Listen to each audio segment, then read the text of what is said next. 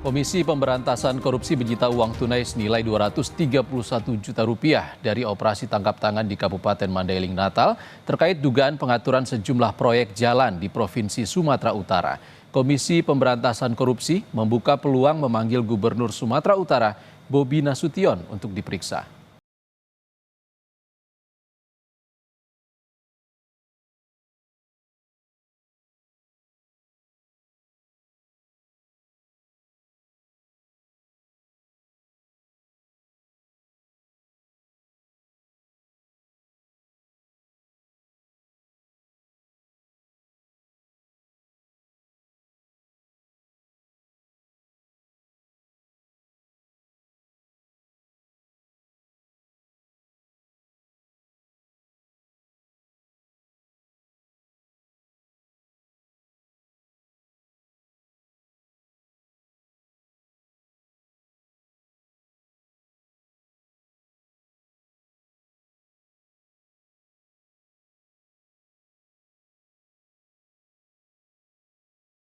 Disita dari rumah dirut PT DNG Akhirun, yaitu KIR.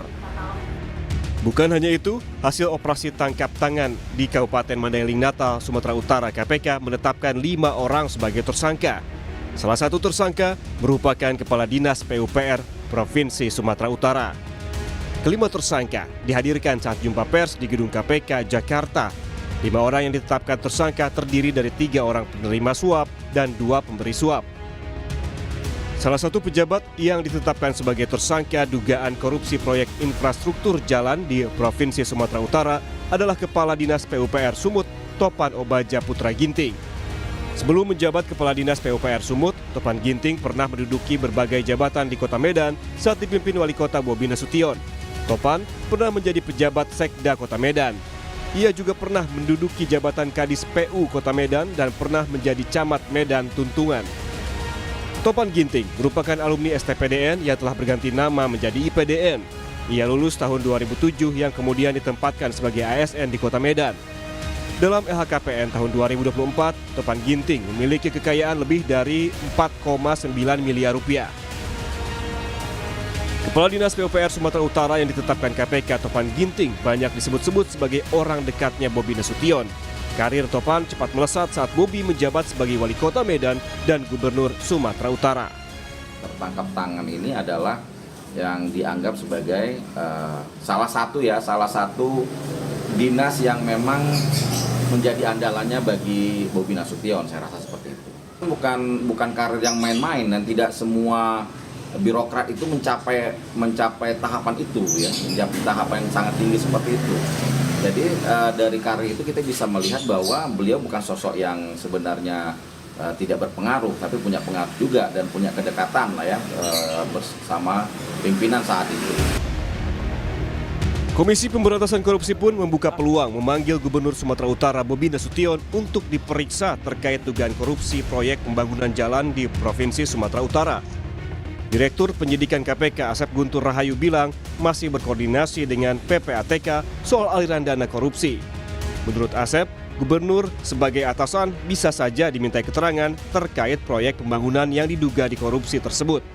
Tentu akan panggil, akan kita minta keterangan. Nah, apa dan bagaimana sehingga uang itu bisa sampai kepada yang bersangkutan. Gitu. Jadi tidak ada dalam hal ini yang akan kita kecualikan. Kalau memang bergerak ke salah seorang, misalkan ke ke kepala dinas yang lain atau ke Pak Gubernurnya, ya kita akan minta keterangan, kita akan panggil dan kita akan ditunggu saja ya. Terkait operasi tangkap tangan di Mandailing Natal, Menteri Pekerjaan Umum Dodi Hanggodo menyerahkan semua proses hukum dugaan korupsi proyek jalan di Sumut ke KPK. Jika nanti terbukti bersalah, pejabat terkait wajib berhenti atau diberhentikan secara tidak hormat. Dodi menegaskan akan bekerja sama dengan KPK dan tidak akan melindungi jajarannya yang terlibat dalam kasus korupsi. Dodi sempat menyinggung arahan dari Presiden Prabowo yang memintanya untuk membenahi jajaran Kementerian PU dan menyingkirkan pejabat yang tidak bersih tanpa pandang bulu. Pesan Pak Prabowo kepada kita semua, dari hari pertama saya menjabat di kementerian ini. Saya kutip bahasa beliau, Pak, supaya saya tidak salah. Segera benahi dirimu, segera bersihkan dirimu, karena yang tidak bersih akan disingkirkan tanpa pandang bulu.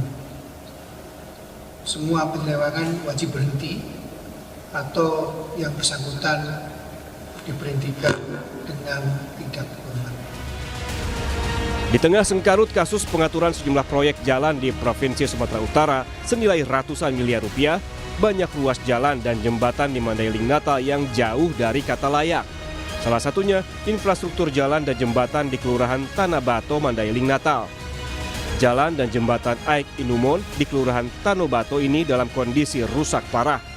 Selain aspal jalan yang berlubang, jembatan ini juga tidak ada pembatas, sehingga bisa membahayakan warga yang melintas. Tim Liputan, Kompas TV. Untuk mengetahui informasi terkini terkait kasus dugaan pengaturan sejumlah proyek jalan di Provinsi Sumatera Utara, kita bergabung bersama jurnalis Kompas TV Emir Purba dan juru kamera Dedi Ginting di Medan, Sumatera Utara. Selamat siang. Emir, apa tanggapan Bobi Nasution soal potensi KPK akan memanggil dirinya? Ya, selamat siang Ihsan dan juga saudara. Memang baru saja tadi Gubernur Sumatera Utara Bobi Nasution telah memberikan tanggapan terkait dengan operasi tangkap tangan yang menjerat Kepala Dinas PUPR Sumatera Utara terkait dengan kasus suap beberapa pembangunan jalan di Provinsi Sumatera Utara. Adapun tadinya kami juga sudah merekam tanggapan dari Gubernur Sumatera Utara Bobi Nasution. Berikut penjelasannya. Yang pasti ini ketiga Pak ya.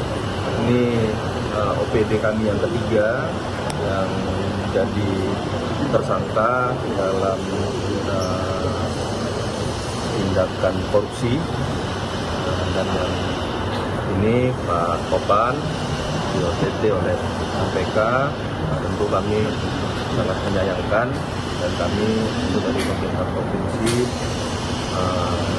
menghargai putusan dan kebijakan hukum dari KPK. Pak Bobi.